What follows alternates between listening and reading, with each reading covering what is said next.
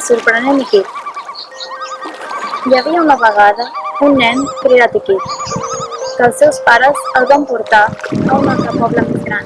Encara que va créixer al costat del riu i els arbres, el noiet era feliç en qualsevol lloc. El primer dia, el pare va anar a construir vaixells. La mare va rusticar i ell, després d'ajudar-la, va jugar amb altres vailets a una gran plaça. A tots els va somriure, ensenyant una mirada amable. Però ells volien riure's de la criatura. Llavors el van convidar a jugar a pilota.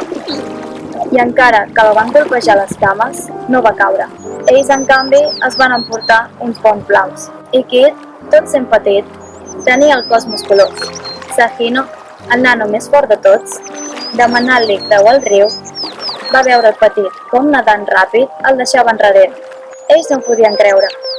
Era fort com un guerrer. Un altre dia van jugar a veure qui pujava a l'arbre més gran. Quan ho va fer, ells van tallar el tronc amb una destral. Però al caure, el petit no hi era. Havia saltat a l'arbre del costat i va baixar rient. També es va entretenir pintant paisatges de la selva, amb trossos de fusta que regalant a la gent gran va fer que se l'estimessin més. Això no va agradar als nens grans, que portant-lo al bosc prohibit, van buscar el llac de les piranyes per demanar-li que bussejant tragués una pedra blava. En veure que no sortia van marxar. Quan van arribar al poble, el petit, que va tornar abans, rient, els esperava, ells el van voler enxampar. Però Iquit es va fregar pel nas i el cos trossos del fruit nomenat Pishowayo.